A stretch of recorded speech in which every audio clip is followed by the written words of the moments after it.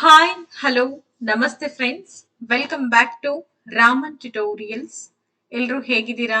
Hope so ಎಲ್ರು ಚೆನ್ನಾಗಿದ್ದೀರಾ ಅಂತ ಭಾವಿಸ್ತಾ ಇವತ್ತಿನ ನಮ್ಮ ತರಗತಿಯನ್ನ ನಾವೀಗ ಶುರು ಮಾಡೋಣ.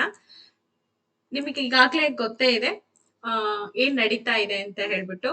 ಶಿಕ್ಷಕರ ನೇಮಕಾತಿಗೆ ಸಂಬಂಧಪಟ್ಟಂತೆ ಅಧಿಸೂಚನೆಯನ್ನ ಹೊರಡಿಸುವಂತ ಸಮಯ ತುಂಬಾ ದೂರ ಇಲ್ಲ. ಹಾಗಾಗಿ ಈ ಒಂದು ಪ್ರಿಪ್ರೇಷನ್ ಜೊತೆಗೆ ಜಿಪಿಟಿ ಸಂಬಂಧಪಟ್ಟಂತೆ ಸಮಾಜ ವಿಜ್ಞಾನ ಶಿಕ್ಷಕರಿಗೋಸ್ಕರ ಈಗೇನು ಅಪ್ಡೇಟೆಡ್ ಸಿಲೆಬಸ್ ಅಂತ ಏನ್ ಹೇಳ್ತೀವಿ, 2022ರಲ್ಲಿ ಕರೆದಂತ ಸಿಲೆಬಸ್ ಜೊತೆಗೆ 2026ರಲ್ಲಿ ಏನೆಲ್ಲ ಸೇರಿಸಬಹುದು, ಮೀನ್ಸ್ ಏನ್ ಬಹಳಷ್ಟು ಚೇಂಜಸ್ ಆಗಲ್ಲ. ನಿಮಗೆ ಗೊತ್ತೇ ಇದೆ. ಬಹಳಷ್ಟು ಚೇಂಜಸ್ ಆಗಲ್ಲ ಅಂತಂದ್ರೆ ಏನಿರುತ್ತೆ, ಕೆಲವೊಂದು ರಾಜಮನೆತನಗಳು, ಒಂದೆರಡು ಮೂರು ರಾಜಮನೆತನಗಳನ್ನ ಸೇರ್ಪಡೆ ಮಾಡಿದ್ದಾರೆ.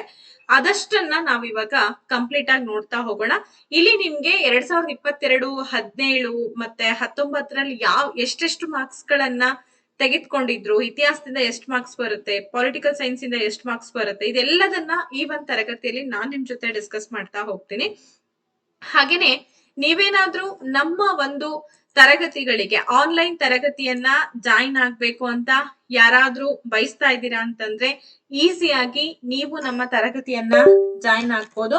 ಸೊ ಆನ್ಲೈನ್ ತರಗತಿಯನ್ನ ಜಾಯಿನ್ ಆಗ್ಲಿಕ್ಕೆ ಏನ್ ಮಾಡ್ಬೇಕು ಅಂತಂದ್ರೆ, ಈ ಕೆಳಕಂಡಂತ ಸಂಪರ್ಕ ಸಂಖ್ಯೆ ನಿಮಗೆ ಕಾಣಿಸ್ತಾ ಇದೆ, 82176704 ಹಾಗೆ 05 ನಂಬರ್ನ ಕಾಂಟ್ಯಾಕ್ಟ್ ಮಾಡಿ ಕಂಪ್ಲೀಟ್ ಆಗಿ ನಿಮ್ಗೆ ಏನೆಲ್ಲ ಈ GPSTR ಎಕ್ಸಾಮ್ಸ್ಗೆ ಪ್ರಿಪರೇಷನ್ಸ್ ಮಾಡಬೇಕು, ಪೇಪರ್ 1, ಪೇಪರ್ 2 ಹಾಗೆ ಪೇಪರ್ 3 ಮೂರು ಪತ್ರಿಕೆಗಳಿಗೆ ಸಂಬಂಧಪಟ್ಟಂತೆ 400 ಅಂಕಗಳಿಗೆ ಸಂಬಂಧಪಟ್ಟಂತ ಸಂಪೂರ್ಣ ತಯಾರಿಯನ್ನ ನಮ್ಮ ಚಾನಲ್ ವತಿಯಿಂದ ನಿಮ್ಗೋಸ್ಕರ ಮಾಡ್ಕೊಡ್ತಾ ಇದೀವಿ. ಇದರ ಜೊತೆಗೆ ವಿಶೇಷವಾದಂತ ಮಾಕ್ ಟೆಸ್ಟ್ ಗಳು ಕೂಡ ಅವೈಲಬಿಲಿಟಿ ಇರುತ್ತೆ. ಅಂಡ್ ಟೆಸ್ಟ್ ಸಿರೀಸ್ ಅಂತ ಏನ್ ಹೇಳ್ತೀರಿ, ಸೊ ಟೆಸ್ಟ್ ಸಿರೀಸ್ ಕೂಡ ಇರುತ್ತೆ. ಡಿಸ್ಕ್ರಿಪ್ಟಿವ್ ಅಲ್ಲೂ ಕೂಡ ಕೊಟ್ಟಿರ್ತೀವಿ ಅಂಡ್ MCQs ಟೆಸ್ಟ್ ಸಿರೀಸ್ ಅನ್ನ ಕೂಡ ಕೊಟ್ಟಿರ್ತೀವಿ. ಎಸ್, ನೆಕ್ಸ್ಟ್ PDF ಗಳು ಅಂದ್ರೆ ನಾವ್ ಏನ್ ತರಗತಿಗಳನ್ನ ತೆಗೆದುಕೊಳ್ತೀವಿ ಆ ಒಂದು PDF ಗಳನ್ನ ಕೂಡ ಪ್ರೊವೈಡ್ ಮಾಡ್ತಾ ಇದೀವಿ. And previous year question paper solutions ಕೂಡ ನಮ್ಮಲ್ಲಿ ನಿಮ್ಗೆ ಸಿಗತ್ತೆ. ಸೊ ಪೇಪರ್ 1, ಪೇಪರ್ 2, ಪೇಪರ್ 3 ಮೂರು ಪೇಪರ್ಸ್ ಗಳನ್ನ ಒಂದೇ ಪ್ಲಾಟ್ಫಾರ್ಮ್ ಮೇಲೆ ನೀವು ಪ್ರಿಪರೇಷನ್ ಮಾಡ್ಕೋಬಹುದು. ಸೊ ಅದಕ್ಕೆ ಏನ್ ಮಾಡ್ಬೇಕು ಅಂದ್ರೆ 82176704 ಅಂಡ್ 05 ಹಾಗೇನೆ 6361153623 ನಂಬರ್ಗಳನ್ನ ನೀವು ನೇರವಾಗಿ ಸಂಪರ್ಕ ಮಾಡಿದ್ರಿ ಅಂತಂದ್ರೆ ಕಂಪ್ಲೀಟ್ ನಿಮಗೆ ಮಾಹಿತಿಗಳು ಸಿಗ್ತಾ ಹೋಗುತ್ತೆ. ಎಸ್, ಹಾಗಾದ್ರೆ ಇವಾಗ ಶುರು ಮಾಡೋಣ. ನೋಡಿ, ಇಲ್ಲಿ ಏನಿರುತ್ತೆ ಅಂದ್ರೆ ನಾನು ಬರೀ ಇವತ್ತು ಸಮಾಜ ವಿಜ್ಞಾನ ಪತ್ರಿಕೆ ಬಗ್ಗೆ ಮಾತ್ರ ಮಾತಾಡ್ತಾ ಇದ್ದೀನಿ. ಪೇಪರ್ 1 ಬಗ್ಗೆ ನಾನು ಹಳೆ ತರಗತಿಯಲ್ಲಿ ಡಿಸ್ಕಸ್ ಮಾಡಿದೀನಿ, ಏನೆಲ್ಲ ನಿಮ್ಗೆ ವಿಷಯಗಳಿರತ್ತೆ, ಏನೆಲ್ಲ ಓದ್ಕೊಳ್ಬೇಕು ಅಂತ. ನೇಮಕಾತಿ ಪ್ರಕ್ರಿಯೆಯಲ್ಲಿ ಏನ್ ಮಾಡಿರ್ತಾರೆ, ಸಮಾಜ ವಿಜ್ಞಾನದ ಮುಖ್ಯ ವಿಷಯದ ಪತ್ರಿಕೆ ಅಂದ್ರೆ ಪೇಪರ್ 2 ಅಂತ ಕರಿತಾ ಇದೀವಿ, 150 ಅಂಕಗಳನ್ನ ಒಳಗೊಂಡಿರತ್ತೆ. ಇದು ಅಭ್ಯರ್ಥಿಗಳ ವಿಷಯ ಜ್ಞಾನ, ಬೋಧನಾ ಕೌಶಲ್ಯ ಎರಡನ್ನ ಕೂಡ ಸಮಾನವಾಗಿ ಪರೀಕ್ಷೆ ಮಾಡುತ್ತೆ. ಹಾಗೆ ಈ PDF ನಿಮಗೆ ಎಲ್ಲಿ ಸಿಗುತ್ತೆ ಮೇಡಮ್? PDF ಅನ್ನ ಶೇರ್ ಮಾಡಿ. ಇದನ್ನ ಸಿಲೆಬಸ್ PDF ಎಲ್ಲಿ ಸಿಗುತ್ತೆ ನಿಮಗೆ ಅಂದ್ರೆ ನಮ್ಮದೇ ರಾಮನ್ ಟ್ಯುಟೋರಿಯಲ್ ಟೆಲಿಗ್ರಾಮ್ ಗ್ರೂಪ್ ಅಲ್ಲಿ ಶೇರ್ ಮಾಡಿರ್ತೀನಿ.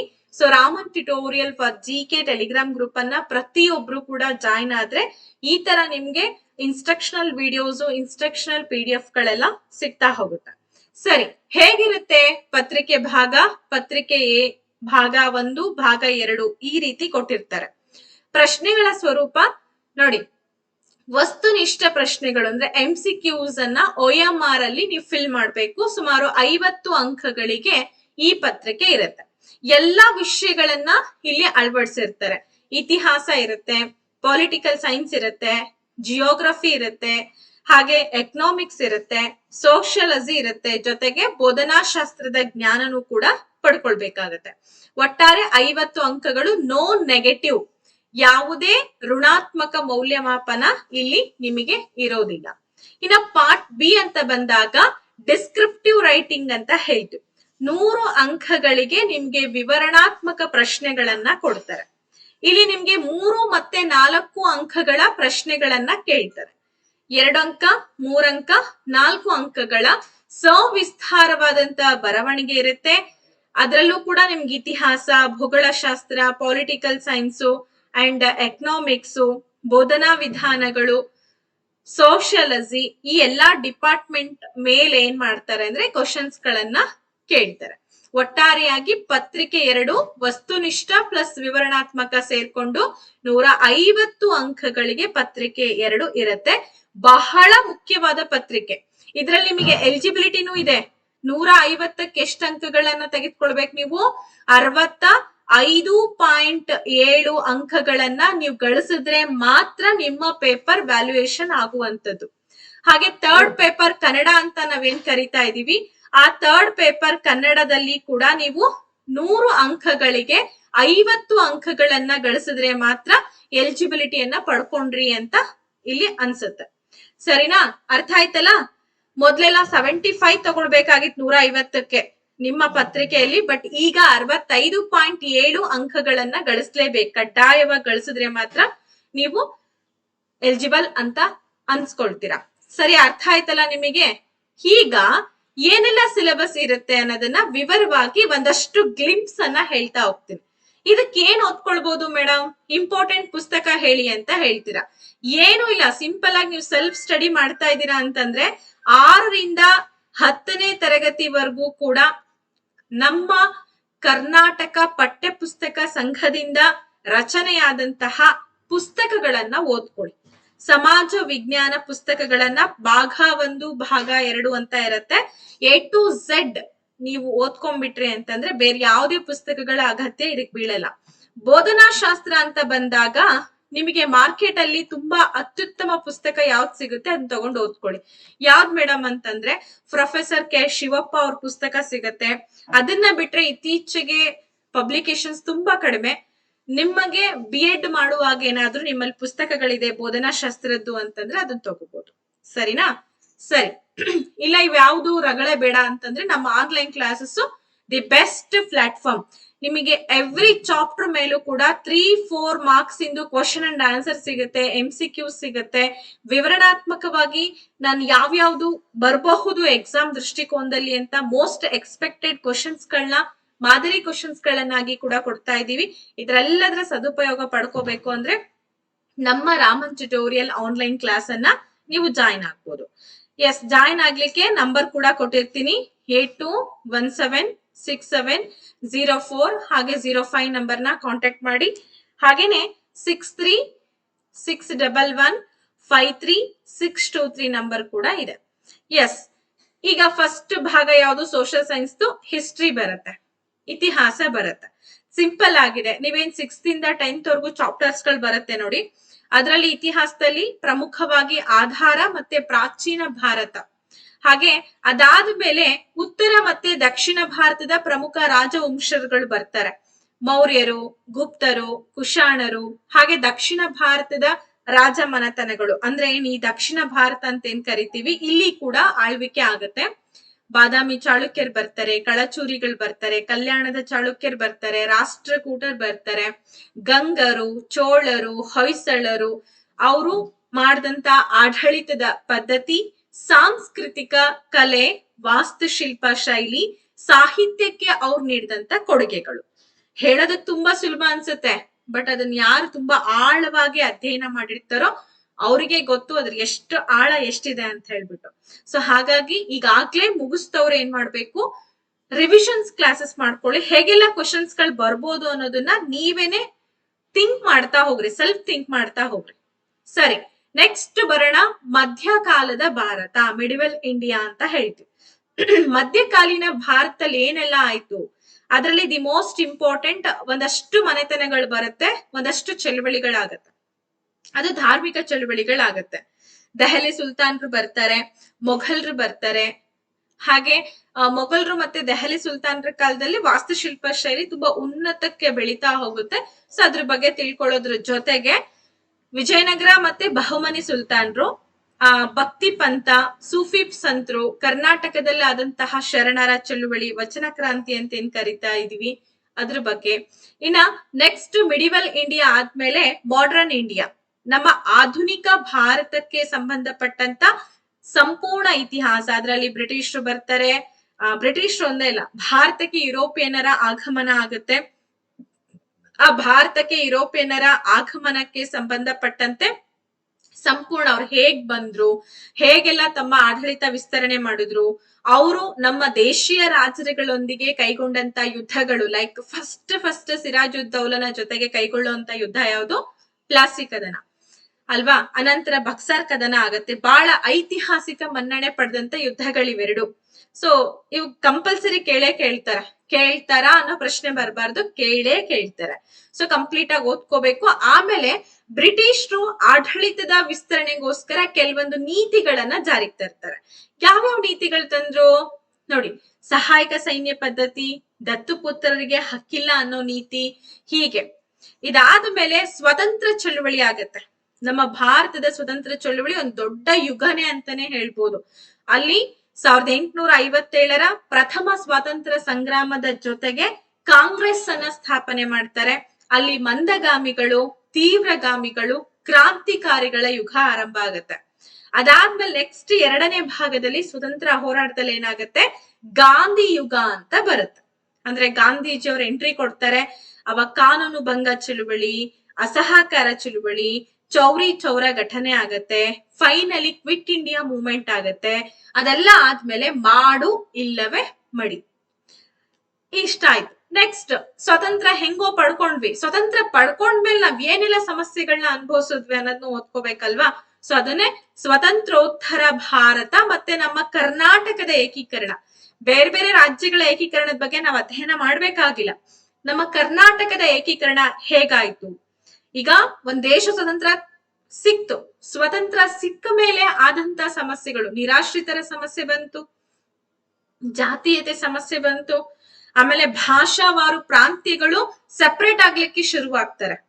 ಸೊ ಈ ತರ ಎಲ್ಲ. ಆಮೇಲೆ ಕೆಲವೊಂದು ಏಕೀಕರಣ ಆಗ್ಲೇ ಇಲ್ಲ, ಅವನ್ನ ಭಾರತದ ಜೊತೆಗೆ ಒಕ್ಕೂಟ ಮಾಡಿಸ್ಬೇಕು ಅಂತೇಳಿ ಸರ್ದಾರ್ ವಲ್ಲಭಭಾಯ್ ಪಟೇಲ್ ಅವರು ಮಾಡಿದಂತ ಅನೇಕ ಕಾರ್ಯಾಚರಣೆಗಳ ಬಗ್ಗೆನೂ ಕೂಡ ಎಕ್ಸಾಮ್ ಅಲ್ಲಿ ಕೇಳ್ತಾರೆ. ಇದಿಷ್ಟು ಓದ್ಕೊಂಡ್ಬಿಟ್ರೆ ನಿಮ್ ಇತಿಹಾಸನೇ ಮುಗ್ದೋಯ್ತು. ಎಷ್ಟು ಈಸಿಯಾಗಿ ಹೇಳ್ತಿರಲ್ಲ ಮೇಡಮ್ ಅಂತ ನೀವ್ ಅನ್ಬೋದು. ಈಸಿಯಾಗಿ ಹೇಳ್ತಾ ಇಲ್ಲ, ಅದು ಏನಿದೆ ಅಂತ ನನಗ್ ಗೊತ್ತು. ನಾನು ಈಸಿಯಾಗಿ ನಿಮಗ್ ಸಿಲೆಬಸ್ ಎಕ್ಸ್ಪ್ಲೇನ್ ಮಾಡಿದೆ ಅಷ್ಟೇ. ಇಷ್ಟೇನಾ ಇತಿಹಾಸದಲ್ಲಿ? ಹೌದು. ನೆಕ್ಸ್ಟ್ ಬರೋಣ ರಾಜ್ಯಶಾಸ್ತ್ರಕ್ಕೆ. ಸೊ ರಾಜ್ಯಶಾಸ್ತ್ರ ಅಂದ್ರೆ ನಮಗ್ ನೆನಪಿಗೆ ಬರೋದೇ ವಿಧಿ ವಿಧಾನಗಳು, ಅನುಚ್ಛೇದಗಳು, ತಿದ್ದುಪಡಿಗಳು, ಮೂಲಭೂತ ಹಕ್ಕು, ಕರ್ತವ್ಯ, ನಿರ್ದೇಶಕ ತತ್ವಗಳು, ಪೀಠಿಕೆ, ಪ್ರಸ್ತಾವನೆ, ಆಮೇಲೆ ಕೇಂದ್ರ ಸರ್ಕಾರ, ರಾಜ್ಯ ಸರ್ಕಾರ, ನ್ಯಾಯಾಂಗ ವ್ಯವಸ್ಥೆ, ಪ್ರಜಾಪ್ರಭುತ್ವ, ವಿದೇಶಾಂಗ ನೀತಿ ಹೇಗಿದೆ, ಜಾಗತಿಕ ಸಂಸ್ಥೆಗಳು. ಜಾಗತಿಕ ಸಂಸ್ಥೆಗಳೇನ್ ಸ್ವಲ್ಪ ಹೆಸರು 2 ಪದ ಇದೆ, ಬಟ್ ಅದು ಓದ್ಕೊಳ್ಬೇಕು ಅಂದ್ರೆ ಒಂದು ವಾರ ಆದ್ರೂ ಸಾಕಾಗಲ್ಲ. ಸೊ ಹೀಗಿದೆ. ಇದನ್ನ ನಾವು ಪೊಲಿಟಿಕಲ್ ಸೈನ್ಸ್ ಅಂತ ಹೇಳಿ ಕರೆದ್ವಿ. ನಾನ್ ಸಿಂಪಲ್ ಆಗಿ ಹೆಡ್ಲೈನ್ಸ್ ಮಾತ್ರ ತಗೊಂಡ್ ಬಂದಿರೋದು. ಡೆಪ್ತ್ ಆಗಿದೆ. ಅದೇ ನಾನು ಹೇಳಿದ್ನಲ್ಲ, 6th ಇಂದ ಹಿಡಿದು 10th ವರ್ಗು ನೀವು ಪುಸ್ತಕಗಳನ್ನ ನೀಟಾಗಿ ರೆಫರ್ ಮಾಡಿದ್ರೆ ಗೊತ್ತಾಗತ್ತೆ ಅದ್ರಲ್ಲಿ ಏನೇನೆಲ್ಲ ಇದೆ ಅಂತ ಹೇಳ್ಬಿಟ್ಟು. Next we have to come geography. ಆಮೇಲೆ ಯಾವ್ಯಾವ ಒಂದು ಪಾರ್ಟ್ ಇಂದ ಎಷ್ಟೆಷ್ಟು ಅಂಕಗಳು ಬಂದಿದೆ ಅನ್ನೋದನ್ನ ಕೂಡ ನಾನು ನಿಮಗೆ ತಿಳಿಸ್ತೀನಿ. ಈಗ 2017 ನೋಡಿ, 2017ರಲ್ಲಿ ಎಷ್ಟು ಅಂಕ ಬಂದಿತ್ತು ಇತಿಹಾಸದಲ್ಲಿ, 19ರಲ್ಲಿ ಎಷ್ಟು ಅಂಕ ಬಂದಿದೆ, 22ರಲ್ಲಿ ಎಷ್ಟು ಅಂಕ ಬಂದಿದೆ, ಯಾವ್ದಕ್ ನೀವು ಹೆಚ್ಚಿನ ಆದ್ಯತೆ ಕೊಡ್ಬೇಕು ಅದನ್ನು ಕೂಡ ನಾನು ಎಕ್ಸ್ಪ್ಲೇನ್ ಮಾಡ್ತೀನಿ. ಕೊನೆ ತನಕ ವಿಡಿಯೋ ನೋಡಿದವ್ರಿಗೆ ಮಾತ್ರ ಇದರ ಸದುಪಯೋಗ ಆಗುತ್ತೆ. ಹಿಂಗ್ ಬಂದೆ ಹಿಂಗ್ ಓದೆ ಪುಟ್ಟ ಅಂತಂದ್ರೆ ವರ್ಕೌಟ್ ಆಗಲ್ಲ. ಸರಿ, ಜಿಯೋಗ್ರಫಿಗ್ ಬರೋಣ. ಸೊ ಜಿಯೋಗ್ರಫಿಯಲ್ಲಿ ನಮ್ಮ ಭಾರತದ ಭೂಗೋಳ, ಭೂಮಿ ಬಗ್ಗೆ ಅಧ್ಯಯನ ಮಾಡ್ತಾ ಇದೀವಿ. ಭೂಮಿಯ ಚಲನೆ, ಭೂಮಿಯ ಅಂತರಾಳದಲ್ಲಿ ಏನೇನೆಲ್ಲ ಇದೆ ಅದನ್ನ, ಶಿಲಾಗೋಳ, ವಾಯುಗೋಳ, ಜಲಗೋಳ, ಜೀವಗೋಳ, ಚಂಡಮಾರುತಗಳ ಬಗ್ಗೆ, ಹಾಗೆ ಸಾಗರ ಪ್ರವಾಹ, ಉಬ್ಬರವಿಳಿತಗಳ ಬಗ್ಗೆ, ನಮ್ಮ ಭಾರತದ ಪ್ರಾಕೃತಿಕ ಭೂಗೋಳ ಅಂದ್ರೆ ಭಾರತ ಈ ಪ್ರಪಂಚದ ಮೇಲೆ ಇದೆ, ಅದರ ಸ್ಥಾನ ಏನು, ವಿಸ್ತೀರ್ಣ ಏನು, ಭೌಗೋಳಿಕವಾಗಿ. ರಾಜಕೀಯವಾಗಿ ಇರ್ತಕ್ಕಂಥ ವಿಸ್ತೀರ್ಣನೇ ಬೇರೆ, ಅದರ ಸ್ಥಾನನೇ ಬೇರೆ, ಬಟ್ ಭೌಗೋಳಿಕವಾಗಿ ಅದರ ಸ್ಥಾನ, ವಿಸ್ತೀರ್ಣ, ಮೇಲ್ಮೈ ಲಕ್ಷಣಗಳು, ಆಮೇಲೆ ಪ್ರಮುಖ ಲಕ್ಷಣಗಳು ಅಂತ ಬರುತ್ತೆ. ಅಂದ್ರೆ ವೈವಿಧ್ಯತೆಯಲ್ಲಿ ಏಕತೆ ಅಂತ ನಾವು ಕರಿತಾ ಇದೀವಿ. ಭೌಗೋಳಿಕವಾಗಿ ಕೂಡ ನಮ್ಮಲ್ಲಿ ವೈವಿಧ್ಯತೆ ಇದೆ, ರಾಜಕೀಯವಾಗಿ ಕೂಡ ವೈವಿಧ್ಯತೆ ಇದೆ. ಸೊ ಭೌಗೋಳಿಕವಾಗಿ ಎಲ್ಲಾ ಕಡೆ ಒಂದೇ ರೀತಿ ವಾತಾವರಣ ಇದೆನಾ? No chance.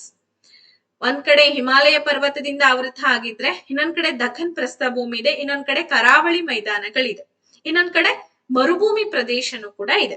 ಈ ತರ ವೈಶಿಷ್ಟ್ಯತೆ ಹೊಂದಿರುವಂತಹ ಒಂದು ಪ್ರಾಕೃತಿಕ ಲಕ್ಷಣವನ್ನ ಹೊಂದಿರುವಂತ ದೇಶ ನಮ್ಮ ದೇಶ. ಅದಕ್ಕೋಸ್ಕರ ಅದನ್ನ ಉಪಖಂಡ ಅಂತ ಕರೆದ್ವಿ ನಾವು. ಅದು ಖಂಡ, ಒಂದು ಭೂಖಂಡ ಆಗ್ಲಿಕ್ಕೆ ಬೇಕಾಗಿರುವಂತ ಎಲ್ಲಾ ಲಕ್ಷಣಗಳು ನಮ್ಮ ಭಾರತ ದೇಶಕ್ಕೆ ಇದ್ದಿದ್ರಿಂದ ಅದನ್ನ ನಾವು ಉಪಖಂಡ ಅಂತ ಹೇಳಿ ಕರೆದ್ವಿ. ಓಕೆ, ನೆಕ್ಸ್ಟ್ ಇದೆಲ್ಲ ಆದ್ಮೇಲೆ ಆರ್ಥಿಕತೆ ಮತ್ತೆ ಮಾನವನ ಭೂಗೋಳಶಾಸ್ತ್ರ. ಇದರಲ್ಲಿ ನೀರಾವರಿ ಯೋಜನೆಗಳು, ಕೈಗಾರಿಕೆಗಳು, ಸಾರಿಗೆ, ಸಂಪರ್ಕ, ಜನಸಂಖ್ಯೆ ಇವೆಲ್ಲವೂ ಕೂಡ ಒಳಗೊಳ್ಳುತ್ತೆ. ಕರ್ನಾಟಕದ ಭೂಗೋಳಶಾಸ್ತ್ರದ ಬಗ್ಗೆನೂ ಕೂಡ ಸೆಪರೇಟ್ ಆಗಿ ನೀವು ತಿಳ್ಕೊಳ್ಬೇಕು. ನೆಕ್ಸ್ಟ್ ಪಾರ್ಟ್ ಬರೋಣ ಸೋಷಿಯಾಲಜಿ. ಸಮಾಜಶಾಸ್ತ್ರ, ಇದರ ಉಗಮ, ಮಾನವ ಮತ್ತೆ ಸಮಾಜದ ನಡುವೆ ಇರ್ತಕ್ಕಂಥ ಸಂಬಂಧಗಳು, ಸಾಮಾಜಿಕ ಸಂಸ್ಥೆಗಳು ಅಂದ್ರೆ ಕುಟುಂಬ, ಮದುವೆ, ಧರ್ಮ, ಶಿಕ್ಷಣ, ಸಮುದಾಯ, ಸಮಾಜ ಹೇಗ್ ಬದುಕ್ಬೇಕು ಅನ್ನೋದ್ರ ಬಗ್ಗೆ ತಿಳಿಸುತ್ತೆ. ಇನ್ನ ಸಾಮಾಜಿಕ ಸ್ತರ ವಿನ್ಯಾಸ ಮತ್ತೆ ಈ ಸಾಮಾಜಿಕ ಸ್ತರ ವಿನ್ಯಾಸದಲ್ಲಿ ಇರುವಂತ ಸಮಸ್ಯೆಗಳು ನಿಮಗೆ ಗೊತ್ತೇ ಇದೆ. ಈ ನಮ್ಮಲ್ಲಿ ಫಸ್ಟ್ ಸಮುದಾಯ ಒಂದು ಉಟ್ಕೊಳ್ಬೇಕಪ್ಪ ಅಂತಂದ್ರೆ ಜಾತಿ ಪದ್ಧತಿ, ವರ್ಣ ವ್ಯವಸ್ಥೆ ಹೀಗೆಲ್ಲ ಉಟ್ಕೊಂಡ್ ಬಂತು ಅಂತ ನಿಮಗೆ ಗೊತ್ತಿದೆ. ಸದ್ಯಕ್ಕೆ ಜಾತಿ ಪದ್ಧತಿಯೊಳಗ್ ನಾವಿದೀವಿ. ಇಂತಹ ಜಾತಿ ಪದ್ಧತಿಯಲ್ಲಿ ಅಸ್ಪೃಶ್ಯತೆ ಅನ್ನೋದು ಹುಟ್ಕೊಳ್ಳುತ್ತೆ. ಅದೊಂದು ದೊಡ್ಡ ಸಾಮಾಜಿಕ ಪಿಡುಗು. ಅದಲ್ದಂಗೆನೆ ಆ ಅಸ್ಪೃಶ್ಯತೆಯನ್ನ ನಿವಾರಣೆ ಮಾಡ್ಬೇಕು ಅಂತ ಸಾಕಷ್ಟು ಕಾನೂನು ಕ್ರಮಗಳನ್ನ ಕೂಡ ತೆಗೆದುಕೊಂಡು ಬಂದಿದ್ದಾರೆ. ಸುಮಾರು ಸಲ ಇದ್ರ ಮೇಲೆ ಕ್ವಶನ್ಸ್ ಗಳು GPT ಎಕ್ಸಾಮ್ ನಲ್ಲಿ MCQs ನಲ್ಲೂ ಕೂಡ ಕೇಳಿದ್ದಾರೆ, ಬಟ್ ಡಿಸ್ಕ್ರಿಪ್ಟಿವ್ ಅನ್ನಲ್ಲೂ ಕೂಡ ಕೇಳಿದ್ದಾರೆ. ಬಾಲಕಾರ್ಮಿಕ ಪದ್ಧತಿ ಬಗ್ಗೆ, ಲಿಂಗ ತಾರತಮ್ಯ, ಮಹಿಳಾ ಸಬಲೀಕರಣ, ಇನ್ನ ಚಳುವಳಿಗಳಾಗತ್ತೆ, ಪರಿಸರ ಚಳುವಳಿಗಳು. ಅದರಲ್ಲಿ ಅಪ್ಪಿಕೋ, ಚಿಪ್ಕೋ, ನರ್ಮದಾ ಬಚಾವೋ ಚಳುವಳಿ, ದಲಿತ ಮತ್ತೆ ರೈತರ ಚಳುವಳಿಗಳಾಗತ್ತೆ. ಇದನ್ನ ಡೀಟೇಲ್ ಆಗಿ ಓದ್ಕೋಬೇಕು. ಒಂದು 3 ಚಾಪ್ಟರ್ ಇದಾವಲ್ಲ ಮೇಡಮ್ ಅಂತ ಅಲ್ಲ, ಸುಮಾರು ಚಾಪ್ಟರ್ ಇದೆ. ನಾನು ಸಮ್ಮಪ್ ಮಾಡಿ ನಿಮಗೆ ಹೇಳ್ತಾ ಇರೋದು. ಅರ್ಥ ಆಗ್ತಿದೆ ಅಲ್ಲ, ತುಂಬಾ ಲೆಂದಿ ಆಗ್ಬಾರ್ದು ಅಂತ ಹೇಳಿ ಸಮ್ಮಪ್ ಮಾಡಿ ಹೇಳ್ತಾ ಇದ್ದೆ. ನೆಕ್ಸ್ಟ್ ಬರೋಣ ಎಕನಾಮಿಕ್ಸ್ ಅಂಡ್ ಬಿಸಿನೆಸ್ ಸ್ಟಡೀಸ್. ಅರ್ಥಶಾಸ್ತ್ರದ ಮೂಲ ತತ್ವಗಳು. ಸೊ ಇದಂತೂ ನಾವ್ ಅರ್ಥಶಾಸ್ತ್ರ ಇಲ್ದಂಗ್ ಒಂದ್ ದೇಶ ನಡ್ಸಕ್ ಆಗತ್ತೇನ್ರಿ? ಸಾಧ್ಯನೇ ಇಲ್ಲ. ಆರ್ಥಿಕ ವ್ಯವಸ್ಥೆ ಒಂದು ಮನೆಗೆ ಎಷ್ಟು ಮುಖ್ಯನೋ ಹಂಗೆ ಒಂದ್ ದೇಶಕ್ಕೂ ಕೂಡ ಅಲ್ವಾ. ಸೊ GDP ಏನಿದೆ, GNP ಏನಿದೆ, ರಾಷ್ಟ್ರೀಯ ತಲಾ ಆದಾಯ ಮತ್ತೆ ತಲಾ ಆದಾಯ, ಒಬ್ಬ ವ್ಯಕ್ತಿಯ ಆದಾಯ ಏನ್ ಮಾಡುತ್ತೆ, ರಾಷ್ಟ್ರೀಯ ಆದಾಯವನ್ನ ನಿರ್ಧರಿಸುತ್ತೆ ಅಲ್ವಾ. ಎಷ್ಟು ಜನ ದುಡಿತಾ ಇದ್ದಾರೆ, ಎಷ್ಟು ರಾಷ್ಟ್ರಕ್ಕೆ ಆದಾಯ ಇದೆ ಅನ್ನೋದು ಇಂಪಾರ್ಟೆಂಟ್. ಸೊ ನಮ್ಮ ಭಾರತದಲ್ಲಿ ಆರ್ಥಿಕ ವಲಯಗಳಿದೆ. ಅದರಲ್ಲಿ ಪ್ರಾಥಮಿಕ, ದ್ವಿತೀಯ, ತೃತೀಯ ವಲಯಗಳಿದೆ. ಯೋಜನಾ ಆಯೋಗ, ಮೊದ್ಲೆಲ್ಲ ಯೋಜನಾ ಆಯೋಗ ಇತ್ತು, ಅದನ್ನ ಈಗ ನೀತಿ ಆಯೋಗ ಅಂತ ಹೇಳಿ ಹೆಸರನ್ನ ಕೊಟ್ಟಿದ್ದಾರೆ. ನೆಕ್ಸ್ಟ್ ಹಣಕಾಸು ಮತ್ತೆ ಗ್ರಾಮೀಣ ಅಭಿವೃದ್ಧಿಗೆ ಸಂಬಂಧಪಟ್ಟಂತೆ ಬ್ಯಾಂಕ್ ಸಿಸ್ಟಮು, ವಾಣಿಜ್ಯ ಬ್ಯಾಂಕ್ಗಳು, ಸಾರ್ವಜನಿಕ ಹಣಕಾಸು ಮತ್ತೆ ಮುಂಗಡ ಪತ್ರಗಳು, ಗ್ರಾಮೀಣ ಅಭಿವೃದ್ಧಿ ಹೇಗಾಗತ್ತೆ, ಪಂಚಾಯತ್ ರಾಜ್ ಸಂಸ್ಥೆಗಳ ಪಾತ್ರ, ಇದೆಲ್ಲದ್ರ ಬಗ್ಗೆ ತಿಳ್ಕೊಳ್ಳೋದ್ರ ಜೊತೆಗೆ ವ್ಯವಹಾರ ಅಧ್ಯಯನ. ಇದು ನಿಮಗೆ 10th, 8th, 9th ಅಲ್ಲಿ ತುಂಬಾ ಕೊಟ್ಟಿದ್ದಾರೆ. ಅದನ್ನ ನೀವು ಓದ್ಕೊಂಡ್ಬಿಟ್ರೆ ವ್ಯವಹಾರ ಅಧ್ಯಯನ ಮುಗಿಸ್ದಂಗಾಗತ್ತೆ. ನೆಕ್ಸ್ಟ್ ಬರೋಣ ಸೋಷಿಯಲ್ ಸೈನ್ಸ್ ಪೆಡಗಾಗಿಕಲ್ ಇಶ್ಯೂಸ್ ಅಂತ ಬರುತ್ತೆ.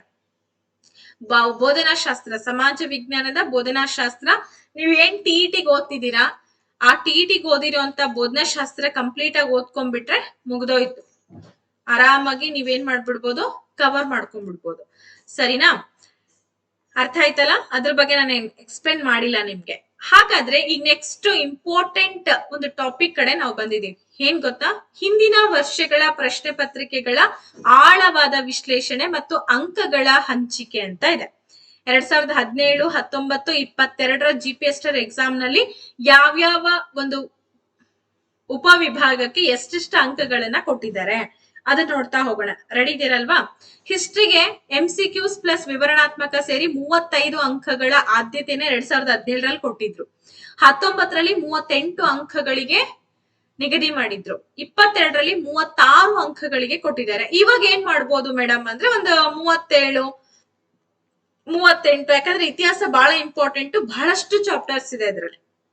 ಹಾಗಾಗಿ ಕೇಳೋಂತ ಸಾಧ್ಯತೆ ತುಂಬಾ ದಟ್ಟವಾಗಿರುತ್ತೆ. ಬಹಳ ಪ್ರಮುಖ ಆದ್ಯತೆ ಇದಕ್ಕೆ. ಇನ್ನ ಜಿಯೋಗ್ರಫಿ, ನೆಕ್ಸ್ಟ್ ಪ್ಲೇಸ್ ತಗೊಳ್ಳೋದು ಜಿಯೋಗ್ರಫಿ. MCQs ಪ್ಲಸ್ ವಿವರಣಾತ್ಮಕ ಎರಡೂ ಸೇರ್ಬಿಟ್ಟು ಎಷ್ಟಾಗುತ್ತೆ, 32 ಅಂಕಗಳನ್ನ ಕೇಳಿದ್ರು 2017ರಲ್ಲಿ. ಇನ್ನ 19ರಲ್ಲಿ 30 ಅಂಕಗಳನ್ನ ಕೇಳಿದ್ರು, 22ರಲ್ಲಿ 34 ಅಂಕಗಳನ್ನ ಕೇಳಿದ್ದಾರೆ. ಈಗ ಆದ್ಯತೆ ಇದೆನಾ? 100% ಆದ್ಯತೆ ಇದೆ. ರಾಜ್ಯಶಾಸ್ತ್ರಕ್ಕೂ ಕೂಡ 20 ಅಂಕ 2017ರಲ್ಲಿ, 22 ಅಂಕ 2019ರಲ್ಲಿ, 2022ರಲ್ಲಿ 20 ಅಂಕಗಳು. ಮೇಡಮ್ ಈ PDF ನಮಗೆ ಕೊಡಿ ಅಂತಂದ್ರೆ ನಾನು ಮುಂಚೆನೆ ಹೇಳಿದೀನಿ, ಟೆಲಿಗ್ರಾಮ್ ಗ್ರೂಪಿಗೆ ಜಾಯಿನ್ ಆದ್ರೆ ಈ PDF ಅನ್ನ ನಾನು ಶೇರ್ ಮಾಡ್ತೇನೆ. ಜೊತೆಗೆ ಆನ್ಲೈನ್ ಹೊಸ ಬ್ಯಾಚಸ್ ಗಳನ್ನ ಜಾಯಿನ್ ಆಗ್ಬೇಕು ಅಂತಂದ್ರೆ ನಾನು ಈಗಾಗ್ಲೇ ನಂಬರ್ ಕೊಟ್ಟಿದ್ದೀನಿ. ಸಮಾಜ ವಿಜ್ಞಾನ ವಿದ್ಯಾರ್ಥಿಗಳು ಬೇಗ ಅಲರ್ಟ್ ಆಗ್ಬೇಕು, ತುಂಬಾ ಓದೋದಿದೆ, ನಿಮ್ಗೆ ಸಮಯ ತುಂಬಾ ಕಡಿಮೆ ಇದ್ದಿದ್ರಿಂದ ಬೇಗನೆ ನೀವು ಕ್ಲಾಸ್ ಅನ್ನ ತೆಗೆದುಕೊಂಡ್ರಿ ಅಂತಂದ್ರೆ ಈಸಿಯಾಗಿ ನೀವೆಲ್ಲ ಕವರ್ ಮಾಡ್ಕೋಬಹುದು. ಇನ್ನ ಅರ್ಥಶಾಸ್ತ್ರ ಮತ್ತೆ ವ್ಯವಹಾರ ಅಧ್ಯಯನ, ಅದಕ್ಕೂ ಮುಂಚೆ ಸೋಷಿಯಾಲಜಿ ಇದೆ. 12 ಅಂಕ 2017ರಲ್ಲಿ, 10 ಅಂಕ 2019, 2022ರಲ್ಲಿ 12 ಅಂಕಗಳನ್ನ ಕೇಳಿದ್ದಾರೆ. ಇನ್ನ ಅರ್ಥಶಾಸ್ತ್ರದಲ್ಲಿ ಬಂದ್ರೆ ವ್ಯವಹಾರ ಅಧ್ಯಯನ ಮತ್ತೆ ಅರ್ಥಶಾಸ್ತ್ರ ಇವೆರಡೂ ಕೂಡ ಇನ್ಕ್ಲೂಡೆಡ್ ಮಾಡಿ 16, 15, 16 ಸಾಮಾನ್ಯ ಆದ್ಯತೆಯನ್ನ ಕೊಟ್ಟಿದ್ದಾರೆ. ಇನ್ನ ಭೌತಶಾಸ್ತ್ರ ಅಂತ ಬಂದಾಗ ಜಾಸ್ತಿ ಆದ್ಯತೆ ಇರುತ್ತೆ, 35 ಅಂಕ, 35, 32 ಈ ರೀತಿ ಕೊಟ್ಟಿದ್ದಾರೆ. ಸ್ವಲ್ಪ ಕಡಿಮೆನೂ ಮಾಡ್ಬೋದು. ಬೋಧನಾಶಾಸ್ತ್ರಕ್ಕೆ ಇತ್ತೀಚಿನ ದಿನಗಳಲ್ಲಿ ಸ್ವಲ್ಪ ಕಡಿಮೆ ಕೊಡ್ತಾ ಇದಾರೆ TET ಅನ್ನ ನಾವು ಹೋಲಿಕೆ ಮಾಡ್ಕೊಂಡಾಗ. ಸರಿ, ಇಷ್ಟು ಒಟ್ಟಾರೆ 150 ಅಂಕಗಳನ್ನ ಅವರು ಕೊಟ್ಟಿರೋಂಥದ್ದು. ಇನ್ನೊಂದು ನಾನು ನಿಮಗೆ ಏನ್ ಹೇಳಿದೆ ಅಂತಂದ್ರೆ, ಆನ್ಲೈನ್ ಕ್ಲಾಸ್ ಅನ್ನ ಹೇಗ್ ಜಾಯಿನ್ ಆಗ್ಬೇಕು ಅಂತ ಸುಮಾರು ವಿದ್ಯಾರ್ಥಿಗಳು ಕೇಳ್ತೀರಾ. ಆನ್ಲೈನ್ ಪೇಡ್ ಕ್ಲಾಸಸ್ ಗಳನ್ನ ನೀವೇನ್ ಮಾಡ್ಬೇಕು, 8217670405 ನಂಬರ್ಗೆ ಗೂಗಲ್ ಪೇ ಅಥವಾ ಫೋನ್ ಪೇ ಥ್ರೂ 6361153623 ನಂಬರ್ಗೆ ಗೂಗಲ್ ಪೇ ಅಥವಾ ಫೋನ್ ಪೇ ಥ್ರೂ ಪೇ ಮಾಡ್ಬೇಕು. ಫಸ್ಟ್ ಈ ಪೇ ಮಾಡಿದ ನಂತರದಲ್ಲಿ ಏನಾಗತ್ತೆ ಅಂತಂದ್ರೆ, ನೀವು ಪೇ ಮಾಡಿದ ಒಂದು ಸ್ಕ್ರೀನ್ ಶಾಟ್ ಅನ್ನ ವಾಟ್ಸ್ಆಪ್ ಗ್ರೂಪ್ ನಲ್ಲಿ ಶೇರ್ ಮಾಡ್ಬೇಕು. ಗ್ರೂಪ್ ಅಲ್ಲ, ಇಂಡಿವಿಜುವಲ್ ನಂಬರ್ಗೆ ಶೇರ್ ಮಾಡಿ ನಿಮ್ಮ ಹೆಸರು ಸಬ್ಜೆಕ್ಟ್ ಅನ್ನ ಮೆನ್ಷನ್ ಮಾಡಿದ್ಮೇಲೆ ನಾವು ನಿಮಗೆ ಆಪ್ ಲಿಂಕು ಐಡಿಯನ್ನ ಕಳ್ಸಿಕೊಡ್ತೀವಿ. ಯಾವ ಆಪ್ ಮೇಡಮ್ ಅಂದ್ರೆ, ಒಂದು ಗೂಗಲ್ ಡಾಕ್ಸ್, ನಿಮಗೆ ಪ್ಲೇ ಸ್ಟೋರ್ ಅಲ್ಲೇ ಸಿಕ್ಬಿಡತ್ತೆ. ಗೂಗಲ್ ಡಾಕ್ಸ್ ಅಂತ, ಗೂಗಲ್ ಡ್ರೈವ್ ಅಂತ, ಹಾಗೇನೆ main point Google class room. ಈ 3 ಆಪ್ ಗಳನ್ನ ನಿಮಗೆ ಇನ್ಸ್ಟಾಲ್ ಮಾಡಕ್ ಹೇಳ್ತೀವಿ. ಒಂದು ಐಡಿಯನ್ನ, ಒಂದು ಲಾಗಿನ್ ಐಡಿಯನ್ನ ಕೂಡ ಕೊಟ್ಟಿರ್ತೀವಿ. ಆ ಐಡಿಯನ್ನ ಹಾಕ್ಬಿಟ್ಟು ನೀವು ಕ್ಲಾಸ್ಗಳನ್ನ ಕೇಳ್ಬೋದು. ಫೀಸ್ ಸ್ಟ್ರಕ್ಚರ್ ಹೇಳಿ ಮೇಡಮ್ ಅಂತ ಹೇಳ್ತೀರಾ. ಒಂದೊಂದು ಸಬ್ಜೆಕ್ಟಿಗೆ ಒಂದೊಂದು ರೀತಿ ಫೀಸ್ ಇರುತ್ತೆ. ಹಾಗಾಗಿ ನೇರವಾಗಿ ನೀವು ಕಾಂಟ್ಯಾಕ್ಟ್ ಮಾಡಿ ನನ್ನನ್ನ ಕೇಳಿದ್ರಿ ಅಂದ್ರೆ ಫೀಸ್ ಸ್ಟ್ರಕ್ಚರ್ ಬಗ್ಗೆ ಹೇಳ್ತೀವಿ. ಕಂಪ್ಲೀಟ್ ಆಗಿ ರೆಕಾರ್ಡೆಡ್ ಕ್ಲಾಸಸ್ ನಿಮಗೆ ಸಿಗುತ್ತೆ. ಎಕ್ಸಾಮ್ ಮುಗಿಯೋ ತನಕ ವ್ಯಾಲಿಡಿಟಿ ಇರುತ್ತೆ. ನಿಮ್ಗೆ 4 ತಿಂಗಳ ಕ್ಲಾಸ್ ಅನ್ನ ಕೊಟ್ಟಿರ್ತೀವಿ. ಎಕ್ಸಾಮ್ ಮುಗಿಯೋ ತನಕ ವ್ಯಾಲಿಡಿಟಿ ಇರುತ್ತೆ. ಇದರಲ್ಲಿ ಎಕ್ಸಾಮ್ ಮೂಮೆಂಟ್ ಅಲ್ಲಿ ನಿಮ್ಗೆ ಎಕ್ಸಾಮ್ ನೋಟಿಫಿಕೇಶನ್ ಆಯ್ತು ಅಂತಂದ್ರೆ 1 ತಿಂಗಳು ಲೈವ್ ಕ್ಲಾಸ್ ಅನ್ನ ಕೂಡ ಹೇಳ್ತೀವಿ. ಮಾಕ್ ಟೆಸ್ಟ್ ಇರುತ್ತೆ, previous year question paper solutions ಇರುತ್ತೆ. ನಿಮ್ಮ ಏನೇ ಡೌಟ್ಸ್ ಗಳಿದ್ರು ನೇರವಾಗಿ ನಮ್ ಜೊತೆ ಶೇರ್ ಮಾಡ್ಕೊಳ್ಬಹುದು. ಓಕೆ, ಅರ್ಥ ಆಯ್ತಲ್ವಾ? ಪೇಡ್ ಕ್ಲಾಸ್ ಬಗ್ಗೆ ಡೀಟೇಲ್ ಆಗಿ ಹೇಳಿದೀನಿ. ಬಹಳಷ್ಟು ವಿದ್ಯಾರ್ಥಿಗಳಿಗೆ ಗೊತ್ತಾಗಲ್ಲ ಇದು. ಹಾಗಾಗಿ ಈ ಒಂದು PDF ಅನ್ನ ನಾನು ನಿಮ್ಗೆ ಟೆಲಿಗ್ರಾಮ್ ಗ್ರೂಪ್ ಅಲ್ಲಿ ಹಾಕಿರ್ತೀನಿ, ಯೂಸ್ ಮಾಡ್ಕೊಳ್ಳಿ. Thank you so much. ಮತ್ತೆ ಮುಂದಿನ ತರಗತಿಯಲ್ಲಿ ಭೇಟಿ ಆಗೋಣ. ಧನ್ಯವಾದಗಳು.